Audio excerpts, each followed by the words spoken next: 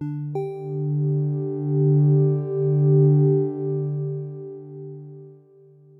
we're gonna talk about the five-factor model of personality, about emotional judgments, differences in subjective well-being, and also how differ culture and resolve conflict.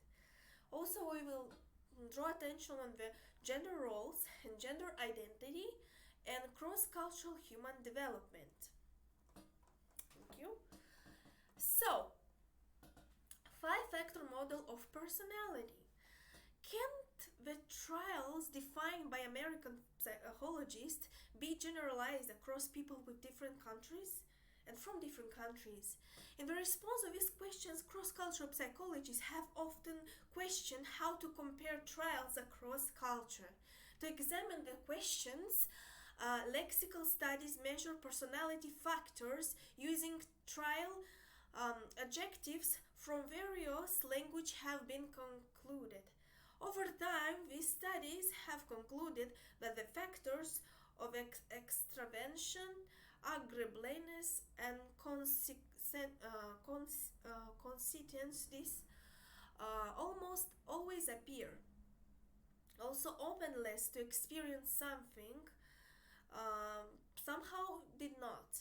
Therefore, it's difficult to determine whether these trials are non-existent in certain cultures or whatever these different sets of adjectives must be used to measure them. However, many researchers believe that the cultural diversity is a universal structure and can be used with cross-cultural research and research studies in general. However, our cultures may include even more significant trials that go beyond those trials included in this cultural dimension and cultural psychology. Emotional judgments. Researchers have often wondered whether people across various cultures interpret emotions in a similar way in the field of cross-cultural psychologies. Paul Ekman has concluded research examining judgments in facial expression cross-culturality. On these studies included participants from 10 different cultures who were required to indicate emotions and the intensity of each emotion based upon picture of personality expressing various emotions. The results of a study showed that there was agreement across culture and to which extension was the most and second most intense. These findings provide support for the view that there are at least some universal facial expression of emotions. Nevertheless, it's also important to now note that in the study there were differences in the way which participants across cultures rated emotion intensity.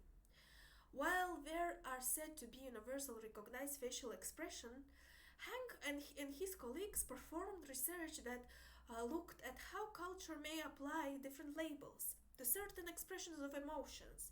Hank, in particular, compared Chinese versus American perceptions of facial emotion expression, then found that the Chinese participants were not as skilled as American participants at perceiving the universal emotional expression of people coming from culture different of their own. These findings show support that the notion that cross-cultural differences exist in the emotional judgment. Hank suggests that Asian may use different cues on the face to interpret the emotional expression. Also, because every culture has different values and norms, it is important to analyze those differences in order to gain a better understanding and to why certain emotions are either interpreted differently and not at all. For example, Hank points out it is common for negative emotions not be welcomed in many Asian cultures.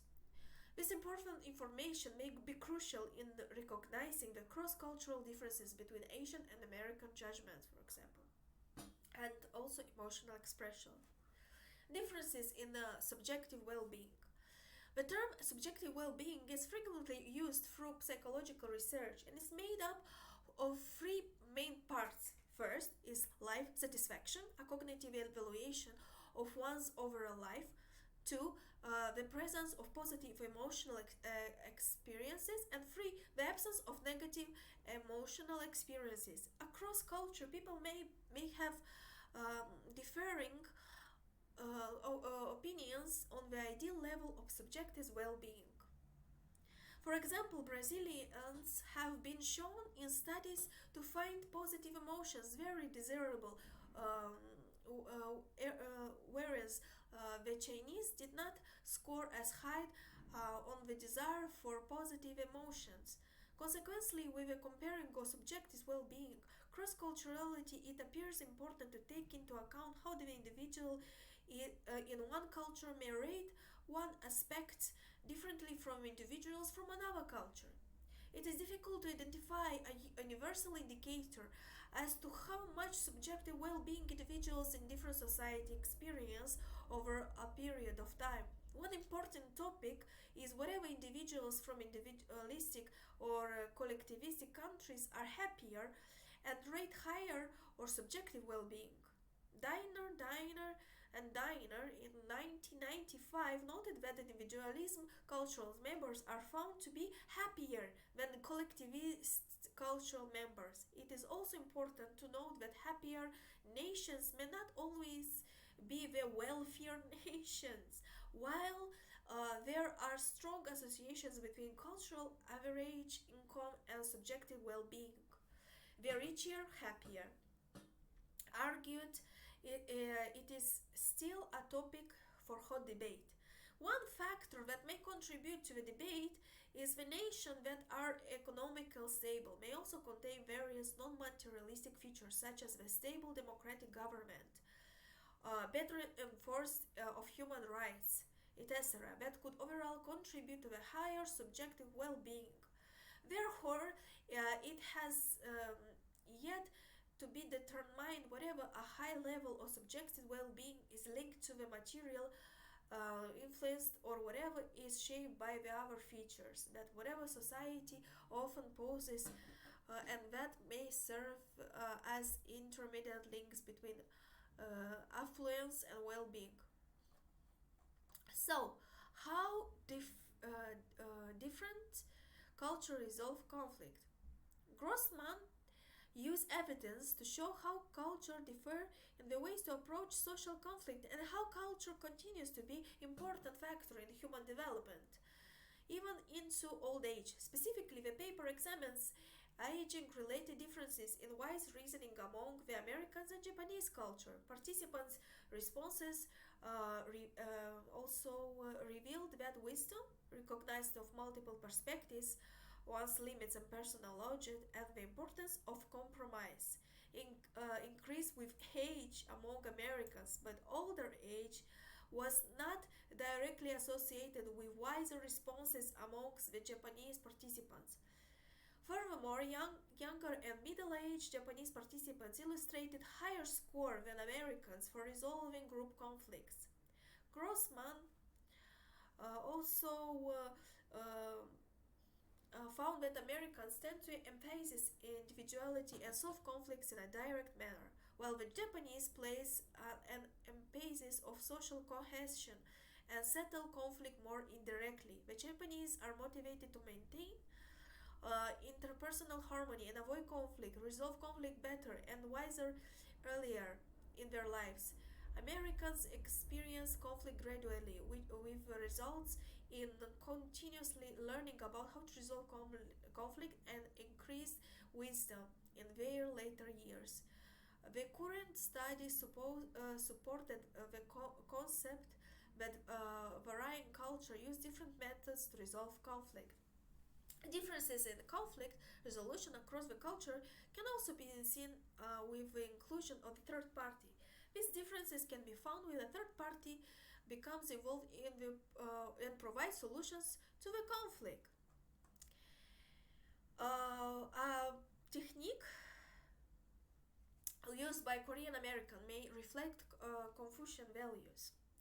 While the American technique will be consistent with the individualistic and capitalistic views, Americans will have more structure in the process which provides standards for similar situations in the future.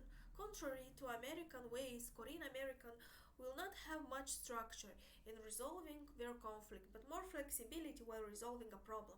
For Korean American, the correct way may not always set, but can usually be narrowed down with few possible solutions. Gender role and gender identity differences and similarities. William and Best have looked at different societies in terms of prevailing gender stereotypes, gender linked self perception, and gender roles. The author found both universal similarities as well differences between and within more than 30 nations. The Handbook of Cross Cultural Psychology also contains five review of the topic like sex, gender, and the culture.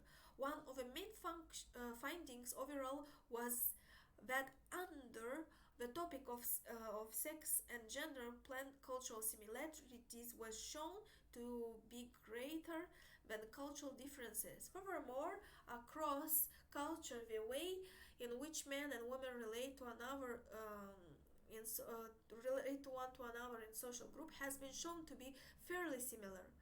Further calls have been made to examine theories and gender development as well how culture influences the behavior of both males and females. Cross-cultural human development.